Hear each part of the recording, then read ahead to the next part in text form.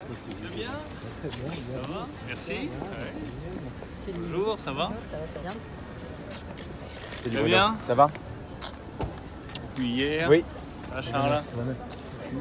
Très bien. Bonjour. Bienvenue. Bonjour, merci. Fabienne Delahaye, vous me reconnaissez? Oui, bien sûr. Vous étiez venu déjà. Exactement. Je suis ravie de vous accueillir à nouveau. Très heureux aussi. C'est très important. Bonjour. Non, tout le monde va bien? Où je suis? C'est toi qui fais la visite, Charles? C'est moi qui fais la visite. Alors, tenez. Bonjour. Ça va, tu vas bien? Oui, très bien. vraiment. Ah, pardon, je ne l'avais pas vu. Je suis caché derrière. En courant. Bonjour. Allez, où je suis? Non, C'est long, c'est... Qu'est-ce que c'est que ces ciseaux, là? du coup, moi, je reste. Il n'a pas encore coupé, t'inquiète. Ce sont des ciseaux qui appartiennent à l'entreprise Teufry, qui fait des jeans depuis des décennies. Exactement. Ce sont des ciseaux professionnels. C'est le taille du ciseau. Moi, les parlementaires. C'est vous. Allez, faites attention, je coupe la main avec. Ils sont précieux, ils sont Monsieur le maire, s'il vous plaît, parce que c'est le ministre. Là, vous pouvez pas louper les ciseaux, là. Monsieur le ministre, regardez-moi juste là. Monsieur le ministre, juste à côté là. Et voilà, inauguré, bravo. Bon, ça. Jusqu'à un vêtement final fabriqué qui va me mettre aussi. Là, vous avez l'entreprise de maillot Attention parce qu'il y a des machines. qui est dans le Nord, qui est notre premier partenaire fabricant, qui fabrique nos sous-vêtements.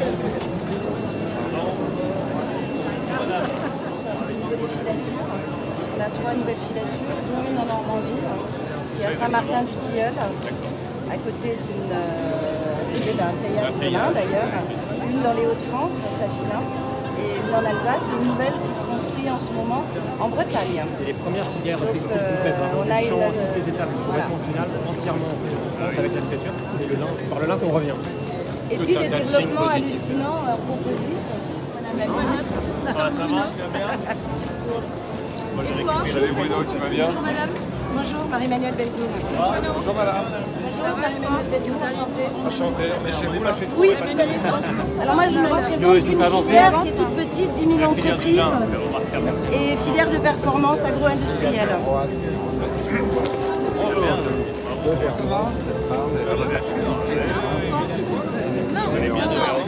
Je nous fais le maître du temps.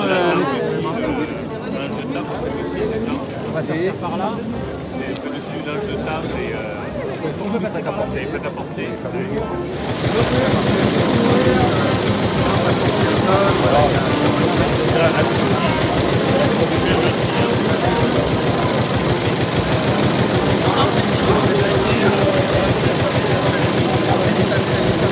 Madame Chiappa. Madame Chiappa. Monsieur le maire,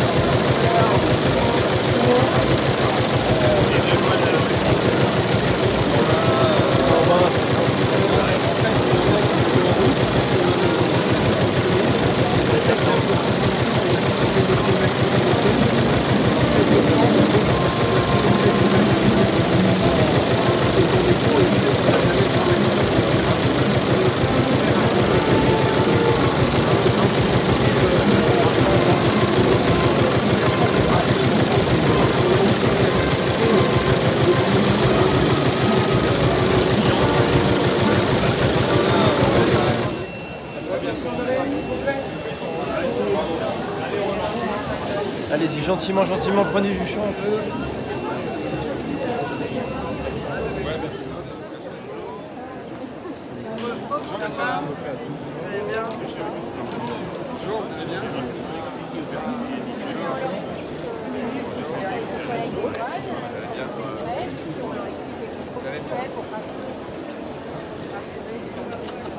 C'est quoi, il y a des pays?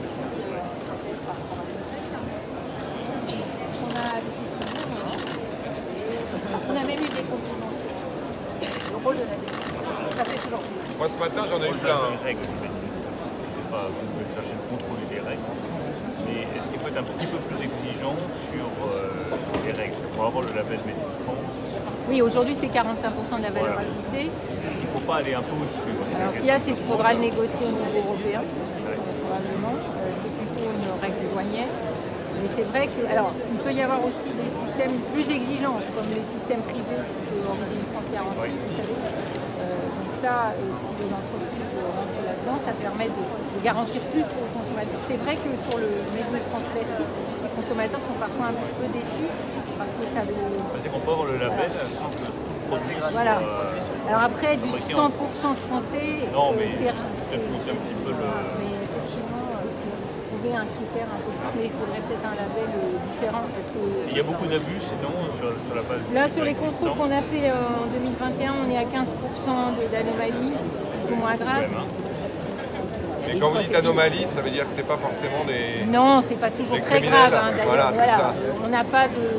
D'ailleurs, le nombre de PV qu'on a transmis n'est pas très élevé, donc c'est parfois des informations qui ne sont pas toujours très claires, ou des choses un peu ambiguës. Vous rentrez dans un magasin, vous avez des drapeaux français partout, mais il n'y en a qu'une partie qui est française, ce genre de choses. Après, il y en a qui trichent, et ceux-là, effectivement, plus sévères.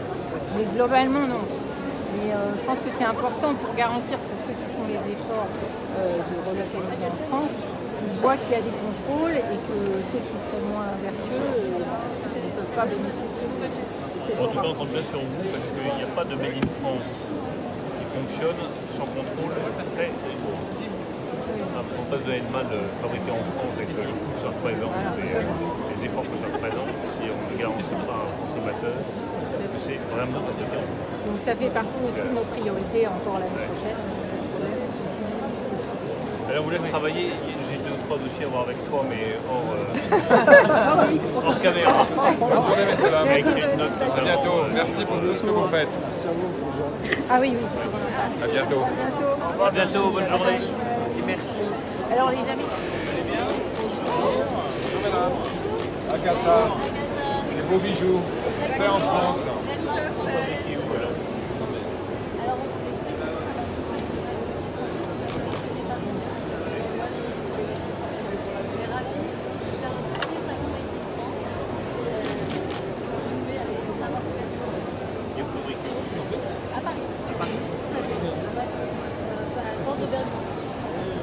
Ballot, je vois pas là. Ben voilà, ben ouais, c'est ça. Le seul mot C'est bientôt Noël.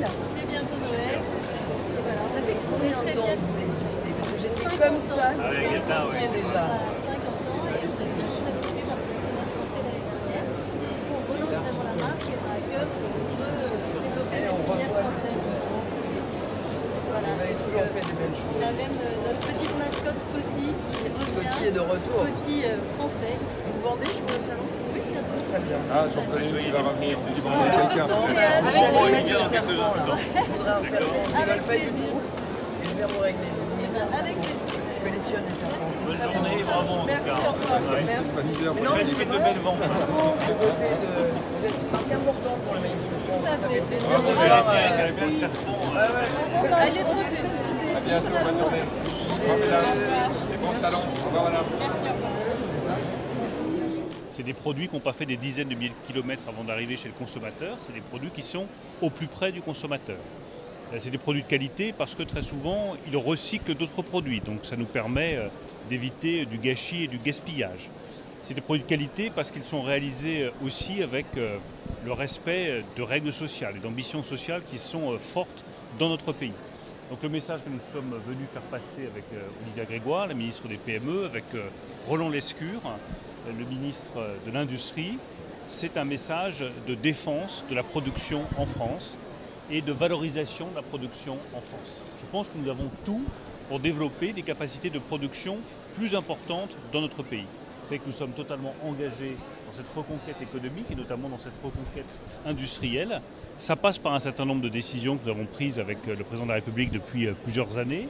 Améliorer notre compétitivité, baisser les impôts qui pèsent sur l'industrie et la fabrication en France. Je pense en particulier aux impôts de production.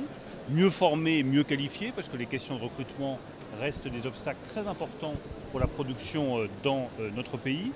Et puis j'ajoute un enjeu immédiat, de court terme, qui nous mobilise tous les jours et sur lequel j'apporterai des réponses encore plus précises la semaine prochaine. la question de l'énergie. Dans tous les stands aujourd'hui que j'ai eu l'occasion de parcourir, on voit bien que la préoccupation numéro 1 des petites entreprises françaises, des PME, des industriels, c'est leur facture d'électricité et leur facture de gaz. Et je suis venu aussi leur dire que devant des mois qui s'annoncent difficiles, nous serons là pour les aider. Nous serons là pour amortir le choc énergétique. Nous serons là pour réduire le prix de la facture de gaz et réduire le prix de la facture d'électricité et prendre à notre charge une partie du surcoût. Nous avons protégé nos entreprises, notre tissu industriel pendant la crise du Covid. Nous protégerons notre tissu industriel pendant cette crise inflationniste. Et je le redis vraiment avec beaucoup de force parce que je sais que c'est une préoccupation dans chaque usine, dans chaque entreprise, dans chaque atelier de production en France. Dès la semaine prochaine, nous ouvrirons le guichet pour l'électricité et pour le gaz. Toutes les entreprises qui ont besoin d'une aide financière disposeront d'une aide financière.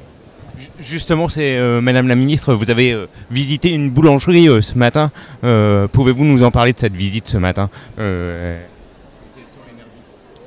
On a à cœur, avec Bruno Le Maire, il vient de le dire, d'être aux côtés des entreprises comme on l'a toujours été. Certains, et notamment les plus petits, mais aussi les grandes entreprises, les grandes usines de notre pays souffrent beaucoup. Et donc j'avais à cœur de faire le point avec un boulanger très local pour savoir comment il s'en sortait et surtout de lui expliquer ce que nous nous apprêtons à faire dès la semaine prochaine.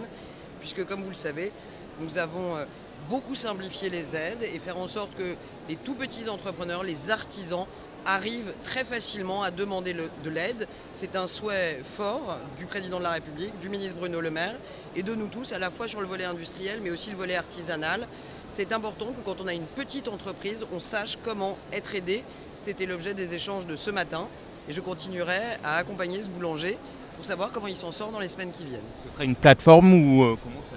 Ce sera, comme on a l'habitude de faire, un site web sur le site des impôts. Mais le ministre de l'économie et des finances a eu à cœur que très concrètement, et nous l'avons fait, nous simplifions les questionnaires, les pièces justificatives avec les syndicats d'entreprises qui connaissent bien les artisans, les indépendants, pour qu'on ne demande pas trop de renseignements parfois inutiles, que ce soit facile, rapide. C'est l'objet de ce qui sera présenté en fin de semaine prochaine. Au passage, pour revenir à nos moutons, que les derniers chiffres qui viennent de tomber, que ce soit sur le niveau de rémunération, sur l'augmentation des salaires, j'ai cessé de dire qu'il fallait que les entreprises qui le peuvent augmentent leurs salaires, sur le niveau d'investissement des entreprises, confirment que l'économie française résiste dans ces moments qui sont des moments difficiles. Et quand je vois l'engagement des jeunes entrepreneurs, quand je vois l'engagement des PME françaises, quand je vois la détermination à continuer à produire en France, je pense qu'on doit tous faire bloc pour que notre économie résiste le mieux possible dans des conditions dont on sait qu'elles sont difficiles au niveau international et au niveau européen. Merci à tous.